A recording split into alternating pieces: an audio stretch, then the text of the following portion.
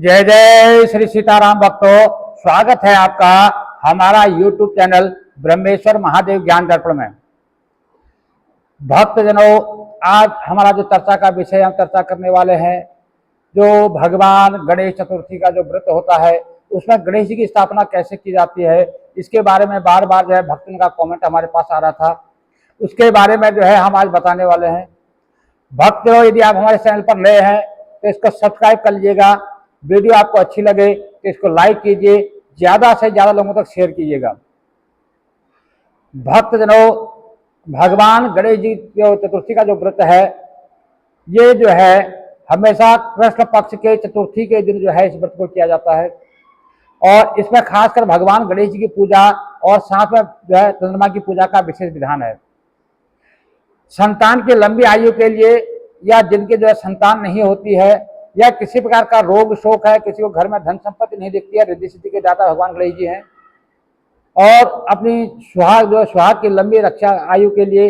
अपने पति की लंबी आयु के लिए, अपने बच्चों का यदि पढ़ाई लिखाई में यदि मन नहीं लगता है, तो बच्चों का अगर कैरियर में मन नहीं लगता है, बच्चों का कैरियर नहीं बन पा रहा है, बच्चे किसी प्रकार से रोग से पीड़ित है, तो ऐसे में जो है अपने बच्चों के लिए, बच्चों की लंबी आयु के लिए, बच्चों की आरोग्य काया के लिए, और जिनकी संतान नहीं हो पा रही है उस संतान प्राप्ति के लिए जो है भगवान गणेश जी का जो चतुर्थी का व्रत किया जाता है।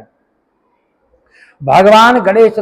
जी जो है वह रिद्धि सिद्धि और शुभ लाभ, इनके जो है रिद्धि सिद्धि इनकी दोनों पत्नियां हैं, शुभ लाभ इनके दोनों पुत्र हैं, ये सब कुछ देने वाले हैं।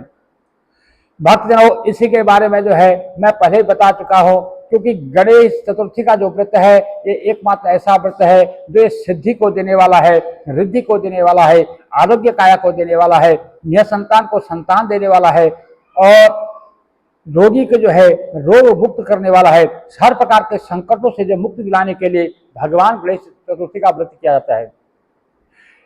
भगवान गणेश जी को जो है पूजा में सबसे प्रिय है दुर्वा, इसलिए भगवान गणेश जी को दुर्वा जरूर चढ़ाना चाहिए।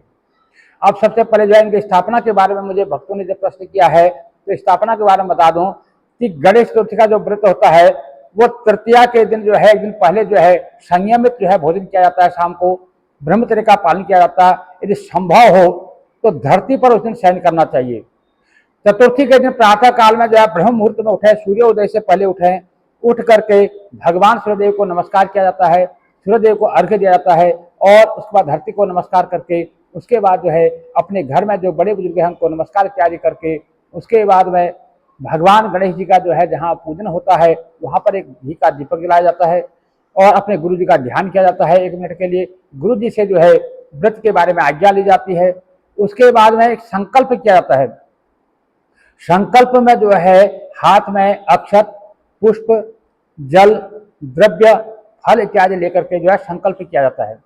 और यदि सब कुछ संभव न हो तो खाली जल लेकर के भी आप संकल्प कर सकते हैं। संकल्प की विधि जो है आपको हमारे इस चैनल पर डिस्क्रिप्शन में जाएंगे तो संकल्प की संक्षेप विधि मैंने लिखी बताई हुई है, उसके द्वारा आप कर सकते हैं। तो संकल्प करके जो है भगवान गणेश की पूजा की जाती है।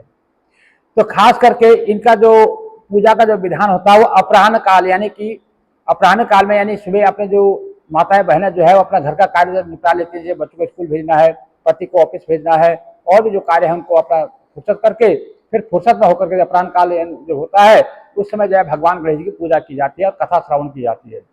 तो इनके पूजा के लिए जो है सबसे पहले एक जहाँ आपको भगवान गणेश की पूजा करनी है उस जगह में यदि संभव हो तो गोबर से जो है उस जगह को लीप देना चाहिए जहाँ पर आपको स्थापित करना है। गाय के गोबर से उसको लीप देना चाहिए। यदि गाय का गोबर जो उपलब्ध ना हो तो वहाँ पर जो है गंगा जल छिड़क करके वहाँ पर जो है एक सुंदर चौकी बिछाएं। उस चौकी के ऊपर लाल या फिर पीला कपड़ा बिछाएं। उस कपड़े के ऊपर जो है बीचों बीच में जो है एक चावल का पुंज रखें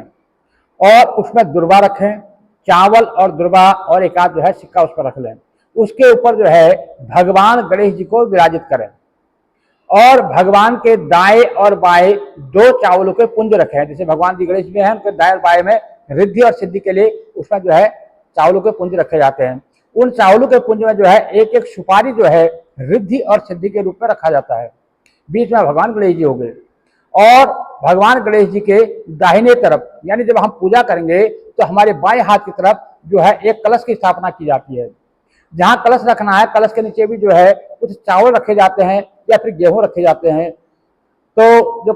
लोटे में जब जिसमें कलश बनाना है, कलश जो है तांबे का लोटा हो, पीतल का लोटा हो, कांसे का लोटा हो, चांदी का लोटा हो अथवा मिट्टी का लोटा हो, मिट्टी का जो घड़ा टाइप का उससे भी आप कलश स्थापित कर सकते हैं। उसके कंठ में जो है कलावा बांधे और उसमें जो है कलावा तक जो है जल भरे, उसमें थोड़ा गंगा जल डाल लें और उसमें जो है एक स्वास्तिक बनाए, कलश में स्वास्तिक बनाए, उसमें एक सुपारी, लौंग, इलायची, एक सिक्का, एक हल्दी की गांठ और तो दुर्वा उसके अंदर डाल दें और पंच पल्लव उस पर रख लें। यदि पंच पल्लव संभव ना हो तो आप अकेले आम के पत्ते भी रख सकते हैं और ये आम के भी ना हो तो अशोक के पत्ते भी जो 5 आप रख सकते हैं। तो इस प्रकार से कलश की स्थापना करें और उस कलश के ऊपर जो है फिर जो है उसमें चावल रख करके उसके ऊपर या तो नारियल हो तो नारियल रख लीजिए, नहीं तो उस पर दीपक भी बहुत लोग दीपक जला लेते हैं।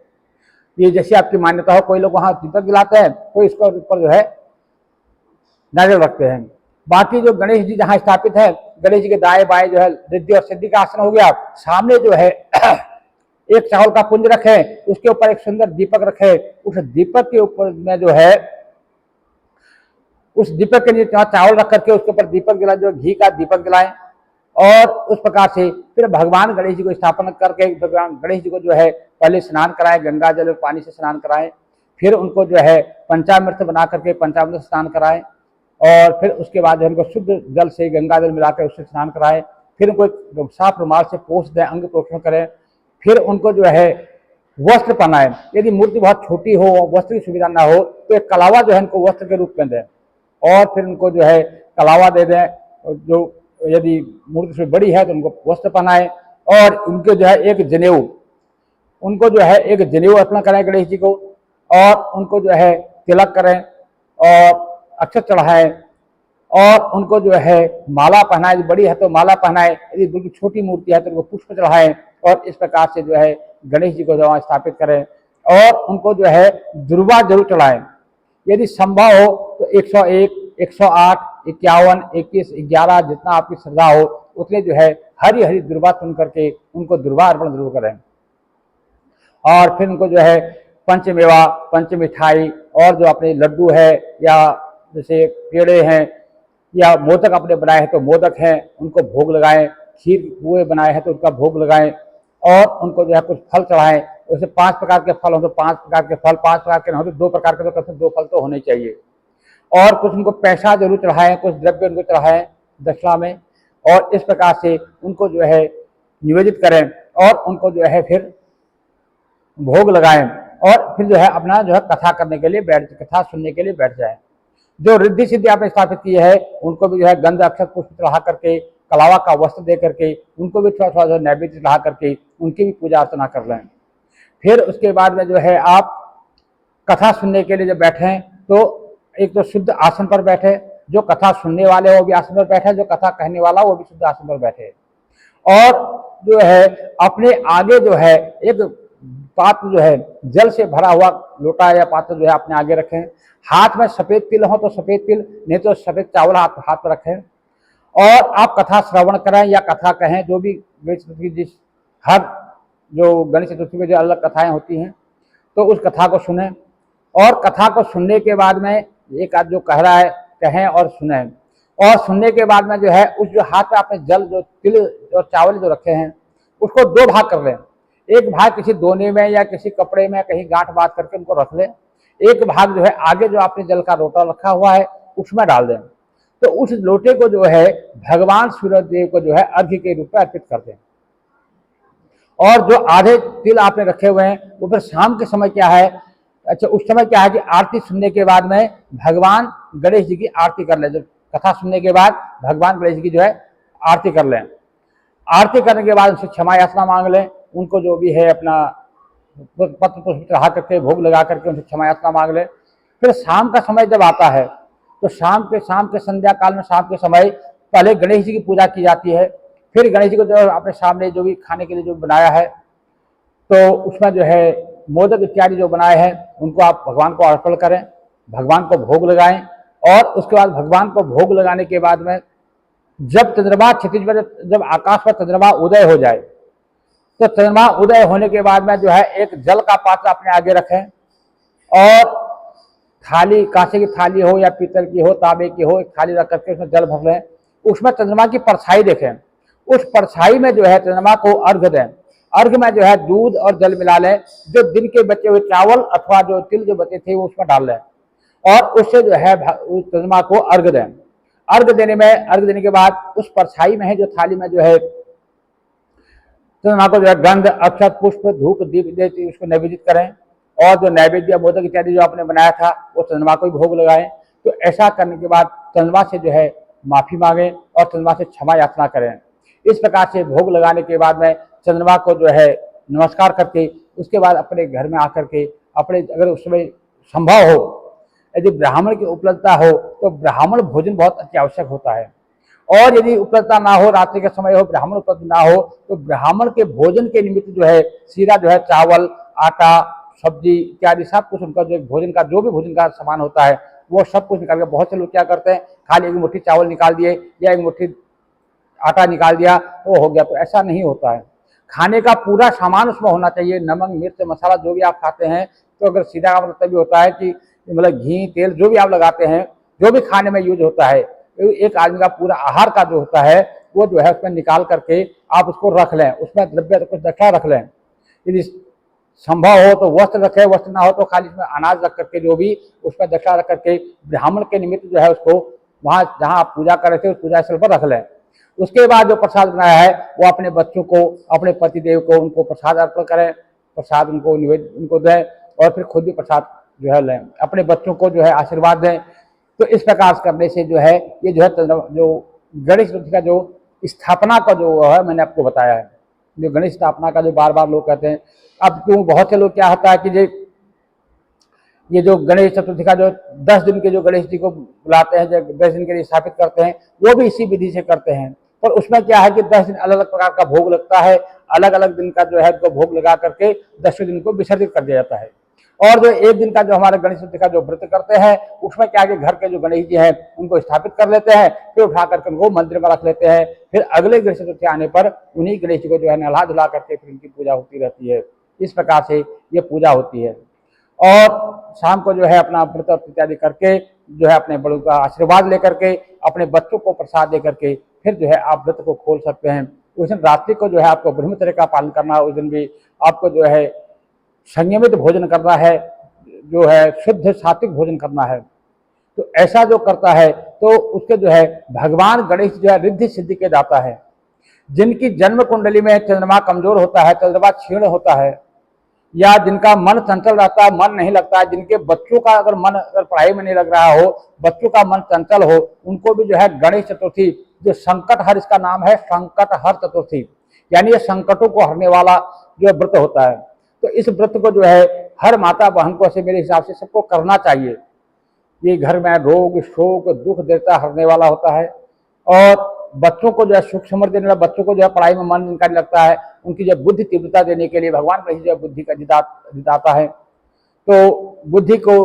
प्रदान करने वाले जो है भगवान गणेश जी है। तो इस प्रकार से ओम श्री गम गणेशाय नमः, ओम श्री गम गणेशाय नमः का मंत्र जाप करना चाहिए। और इस प्रकार से जो है इस गणेश जी का व्रत का जो है फल अपने पति को, अपने पुत्र को, अपने परिवारजनों को दे करके अपने घर में जो है सुख समृद्धि प्रदान करनी चाहिए। क्योंकि भगवान गणेश जी ऐसे हैं, सुख समृद्धि के देने वाले हैं, रिद्धि सिद्धि के देने वाले हैं। इसलिए सभी मेरी माताओं बहनों से, मेरे भाई बंधुओं से ये प्रार्थना रहती है कि इस गणेश चतुर्थी का व्रत जो है जरूर करना चाहिए, क्योंकि संकटों को हरने वाला है, जो है भुक्ति और मुक्ति देने वाला है, इस संसार के सुखों को देने वाला है और अंत में जो है मोक्ष को भी देने वाला है। इसलिए भक्तजनों, यदि आपको हमारी ये वीडियो अच्छी लगी हो तो इसको लाइक कीजिएगा, शेयर कीजिएगा और इसको सब्सक्राइब जरूर कर लीजिएगा।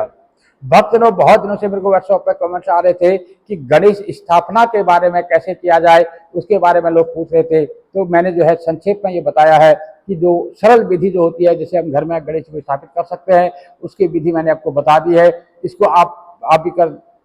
जो है इसको देख करके इसके हिसाब से आप गणेश चतुर्थी का व्रत कीजिएगा और आगे जनों को भी जो है अपने जो प्रियजन है सबको जो है भगवान गणेश जी चतुर्थी का व्रत करने के लिए प्रेरित कीजिएगा, ताकि सबके जो है संकटों का नाश हो। हम तो यही चाहते हैं कि हमारे सनातन धर्म में जो भी सनातन प्रेमी है सबके घर से रोग, शोक, दुख दरिद्रता का नाश हो। सबके घर में सुख समृद्धि आए, सबके जो बच्चे जो है तीव्र बुद्धि हों, सबके बच्चे जो है आरोग्य काया बनी रहे, सबके घर में खुशियों का भंडार रहे, यही हमारी अभिलाषा है। और हम यही चाहते हैं कि आप सब लोग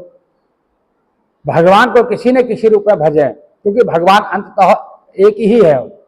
उस परम पिता जो है परमेश्वर वो एक ही है, आप उसको किसी भी रूप में भज लें। तो आप चाहे गणेश जी कहें, चाहे आप राम जी कहें, चाहे वो शिव जी कहें, चाहे आप कुछ भी उनको चाहे ब्रह्मा विष्णु महेश किसी भी रूप में भजें, तो इसमें जो है ये सब अंत में जो है वो परम शक्ति एक है। उसने जो है उस परम शक्ति ने जो है हमें अलग अलग रूपों में हमारे कार्य को करने के लिए अलग अलग हमारी सुविधाओं के अनुसार जो है अलग रूप हमारे लिए धारण किए हैं। इसलिए हमको चाहिए कि अपनी सुविधा के अनुसार हमें जो है भगवान का पूजन और उनका जो क्षमायाचन करना चाहिए, और हमें जो है